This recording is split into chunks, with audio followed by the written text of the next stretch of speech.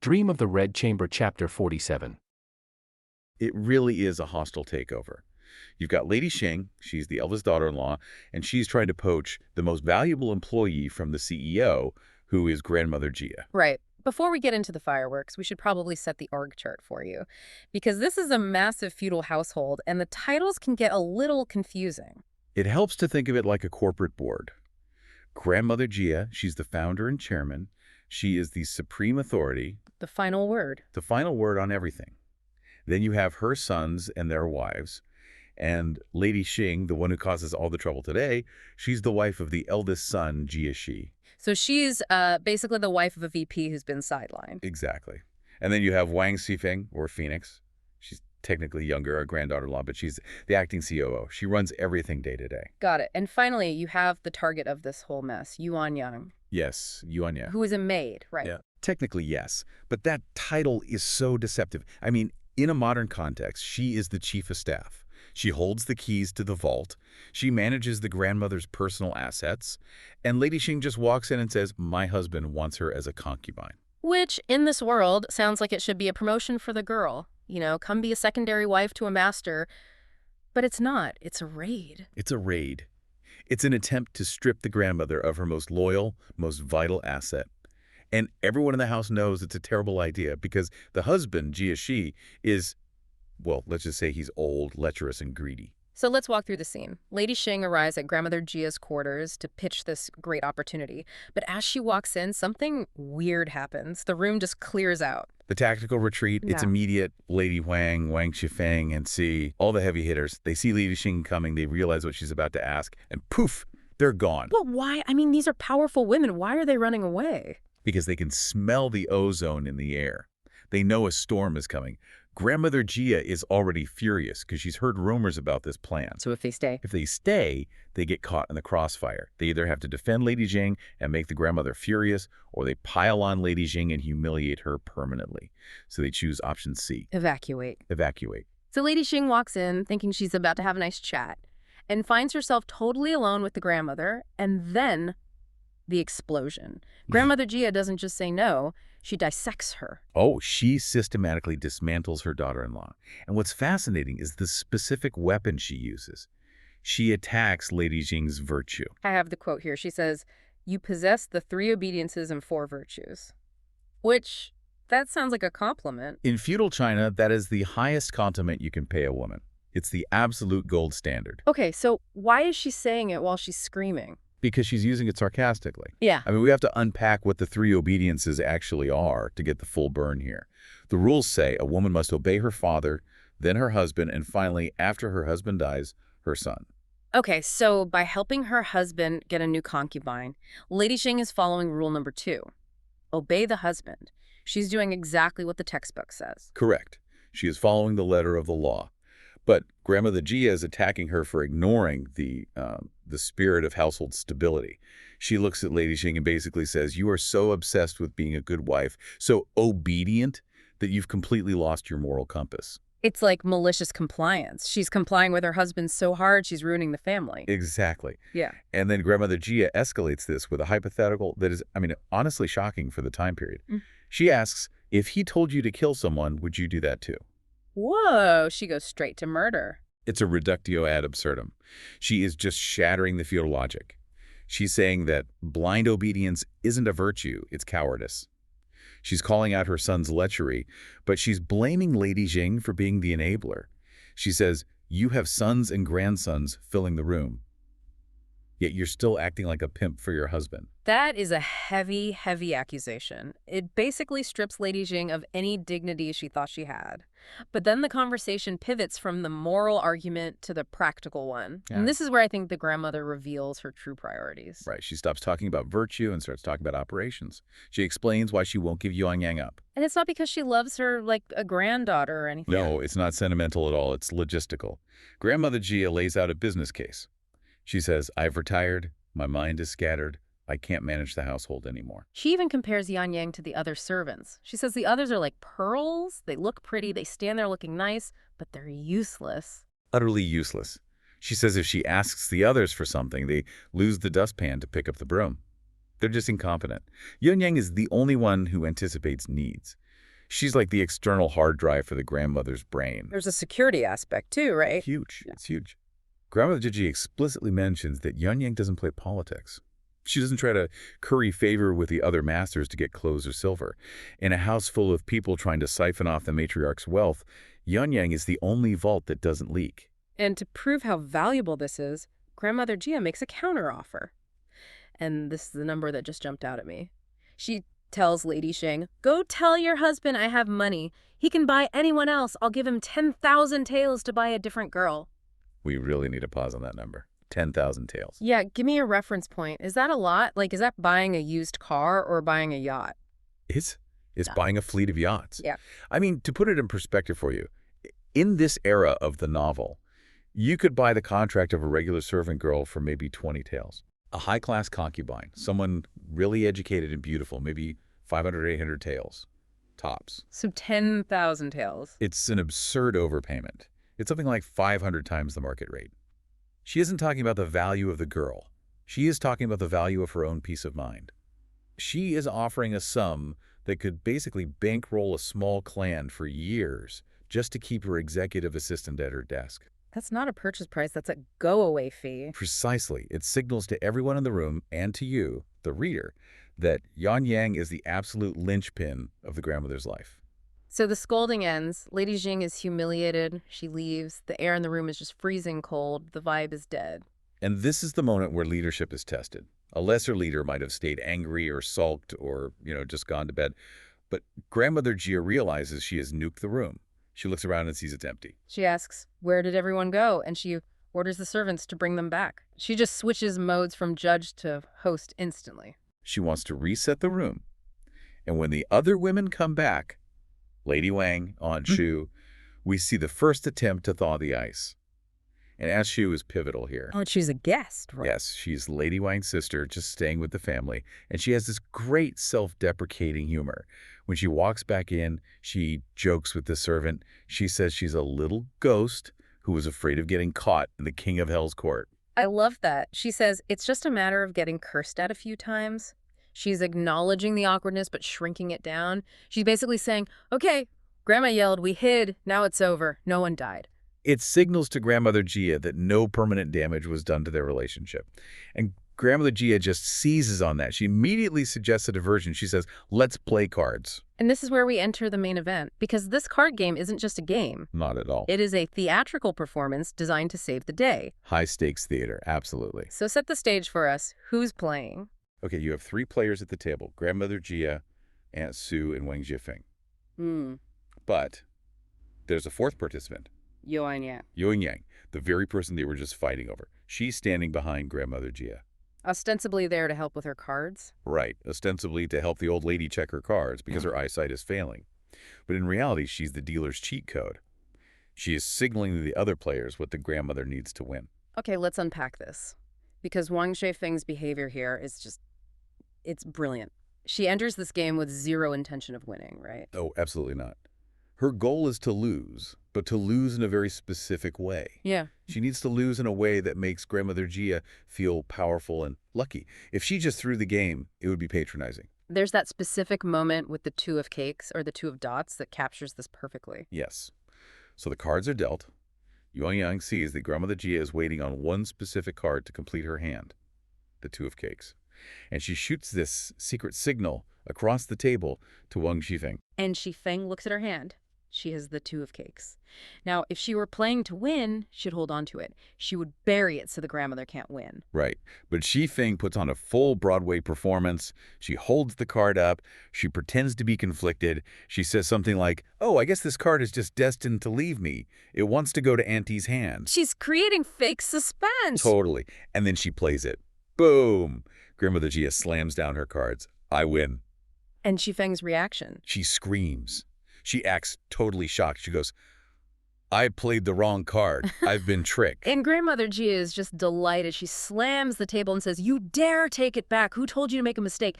The tension from the earlier argument is just, it's completely dissolving here. And they're not talking about the lecherous uncle anymore. They're just engaging in banter. Xifeng leans right into it. She starts this running joke about calculating her fate.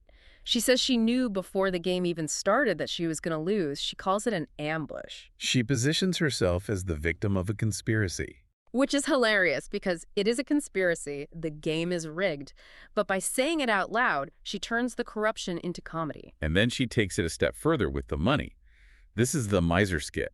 I found this hilarious. She starts personifying the coins. It is so funny. She points at Grandmother Gia's money box, the box where the winnings go, and she says, "Look at that box. My money is already waving at it. These coins aren't going to last half an hour before they hop inside." She's creating this narrative where Grandmother Gia is this irresistible force of gravity that just sucks up all the wealth in the room. And notice the shift in power. In the previous scene, Grandmother Gia was a tyrant, stripping Lady Xing of her dignity. In the scene, Grandmother Gia is the lucky winner, and Xing is the poor victim. It allows Grandmother Gia to feel dominant without having to be angry. There's a great moment where the game halts because Xifeng hasn't paid up yet. And Yang, the perfect servant, actually refuses to shuffle the cards. Yes, she says, the second mistress hasn't paid. She stops the game to enforce the debt. It's a great little power move that reinforces her role as the enforcer of the grandmother's will. And Grandmother Gia plays the role of the ruthless landlord. She orders the servant to take Xifeng's entire string of cash, all her bankroll, and just put it next to her. She basically confiscates her wallet. And Xifeng plays along beautifully. She asks for a reward or a kickback so she can pay the debt. I mean, she's acting like a destitute peasant being robbed, which is so ironic because Xifeng is incredibly wealthy and manages the household's finances. Then Pinger, Xifeng's own maid, walks in. And this is the cherry on top. Pinger sees that her mistress is being robbed, and what does she do? She brings more money. She brings another huge string of cash. And Xifeng delivers the punchline. She says, "Don't even put it in front of me. Just put it directly in the old lady's box. Let's save the money the trouble of moving twice." That line destroys me. Save the money, the trouble. It's the climax of the scene. Grandmother Gia laughs so hard she throws her cards all over the table. She tells Xianglian to tear Xifeng's mouth, which is an affectionate way of saying, "Shut her up, she's too funny." So let's just zoom out for a second. We have gone from a furious, table-shaking scolding about morality and betrayal, a moment where the family could have completely fractured, to the matriarch laughing so hard she can't breathe. And it happened in the span of, 20 minutes? Probably less. And it was entirely engineered. So let's synthesize this. What did we just witness here? We witnessed the transaction. Wang Xifeng essentially purchased harmony for the household. She paid cash for vibes. Exactly. The cost was the money she lost at the card game and the emotional labor of playing the clown or the miser. Lady Xing created this massive deficit of good energy. Xifeng stepped in and paid to refill the account. It really highlights why Xifeng is so powerful in the novel. It's not just that she's good with accounts. She is an emotional tactician. And look at the teamwork. Yuan Yang signaled the cards, and Zhu played along with the banter. Pinger brought the extra cash. They all conspired to stabilize the sun of their solar system, which is Grandmother Gia, because when the grandmother is happy, everyone is safe. Meanwhile, we're following Xianglian. He's the manager I mentioned in the intro. He comes home, and he has a simple job. Ask the grandmother, the Lady Dowager, if she's going to an event on the 14th so he can prep the sedans. Right. Simple logistics. But he runs into Pinger, the head maid, and she basically puts up a giant "do not enter" sign. She warns him off. She tells him the grandmother's furious. She's been, roasting people all day. It's the buildup of family stress. Someone offended her earlier, and when the Lady Dowager is mad, the entire estate just holds its breath. Pinger is basically saying if you go in there, you're walking into a firing squad. And this is where that hierarchy just hits you. Xianglian is stuck. I mean, if he doesn't ask, he fails at his job. Yep. He can't prep the sedans without a head count. But if he goes in, he gets yelled at. It's the classic, middle management nightmare. So he tries to pull a stealth move. The text says he tries to be ghostly. He literally creeps up to the curtain to just listen in. He wants to take the temperature of the room first. Exactly. Which, knowing this grandmother, probably immediately backfires. Oh, spectacularly. She has eyes in the back of her head. She spots him instantly and just yells, "Who is that servant boy sticking his head in?" Ouch, she knows it's him, right? She's not actually senile. Of course she knows. That's the power play. She strips his status away in a second. He's not the master of the house anymore. Nope, he's a sneaky child. A spy. And then she does something that seems kind of funny on the surface, but when I read your notes, it felt so calculated.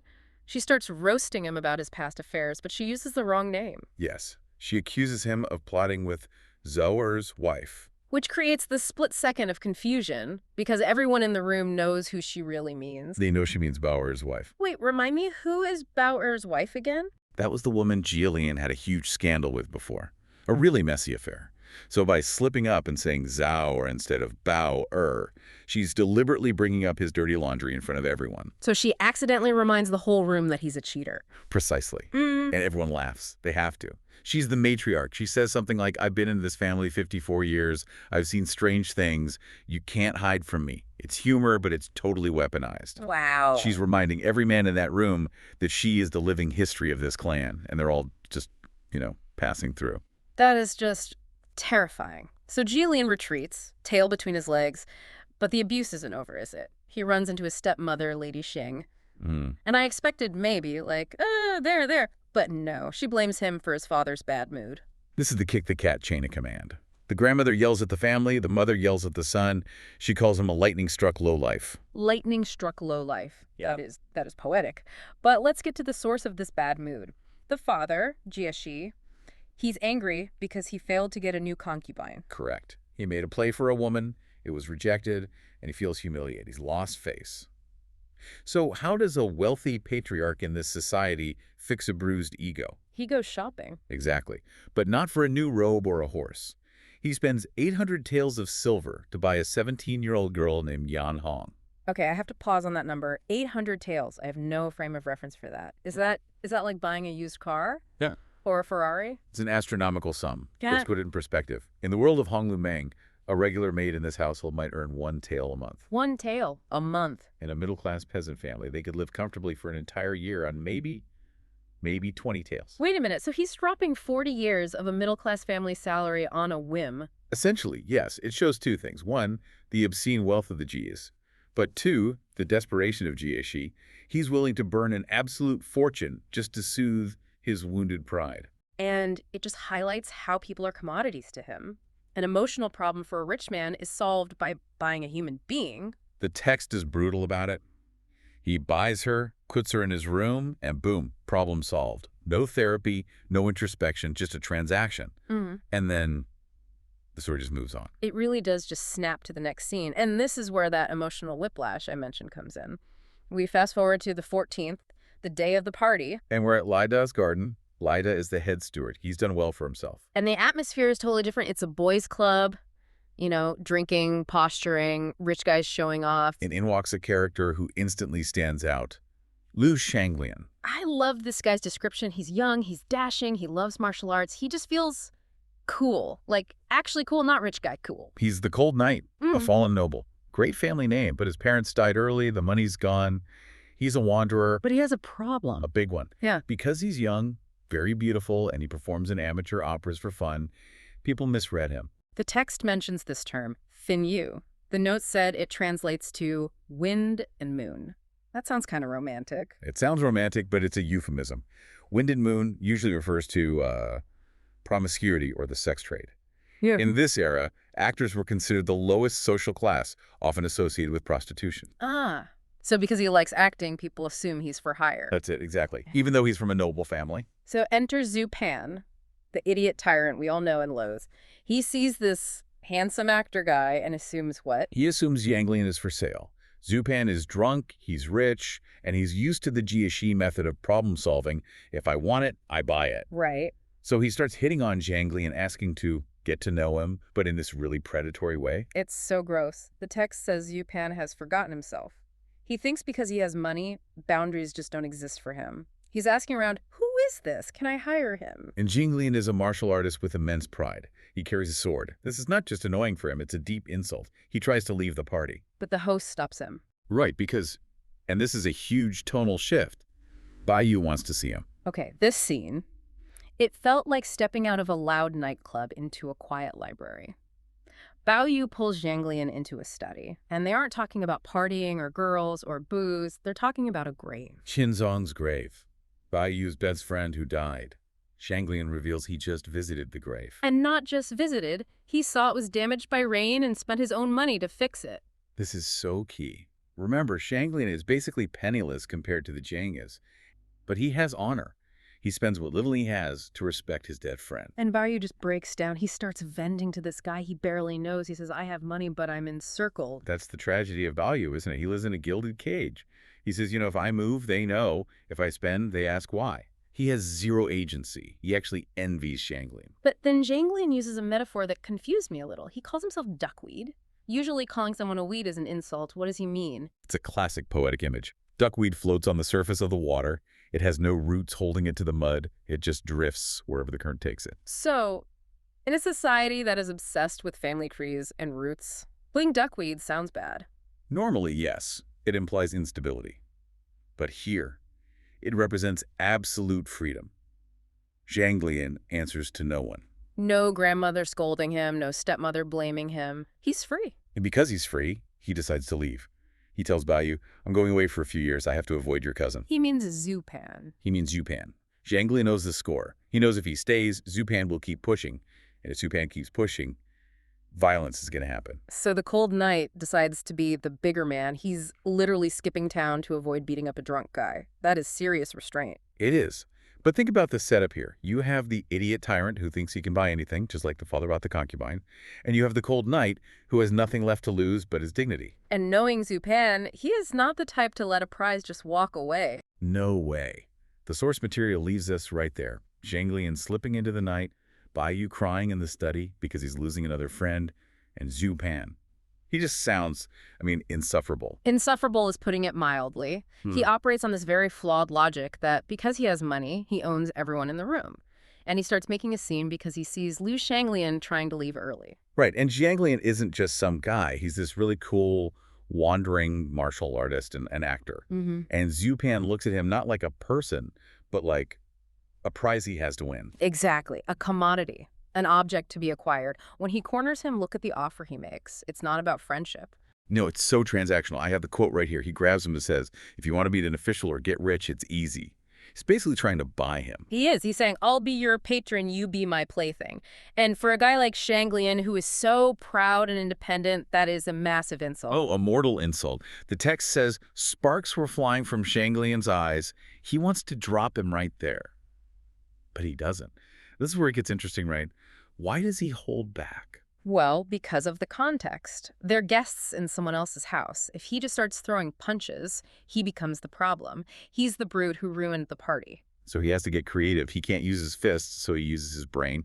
He pulls Zupan aside and, he decides to run a con. And he is terrifyingly good at it. Yeah. He realizes that Zupan's arrogance is his biggest weakness. He is so convinced he's irresistible that he's just easy to fool. So he asks this loaded question. He says something like, are you sincere or are you faking your feelings for me? It's such a perfect trap. It is. And Zupan's heart was itching with joy. He completely falls for it. He loses all critical thought. And that's when Xianglian sets the hook. He tells him, okay, meet me outside the north gate. I have a secret, private place. And then he adds this detail about two wonderful children waiting there for them. He's painting a picture, giving Zupan exactly the fantasy he wants. But the key detail, the most important part, is when he says, don't bring any servants. That's the horror movie moment. Meet me in the woods, come alone. Alarm bells should be screaming in his head. But they're not. He's just driven by ego. He thinks he's won. He actually says, I'm not a fool. Of course I believe you. The irony. The irony. So the plan is set. Xianglian leaves first. Zupan stays behind. And this is important. He gets even drunker. Yeah, the text says he's 80 or 90% drunk. So his judgment, which was already terrible, is now just gone. And then we get this almost cartoonish scene of him riding to meet him.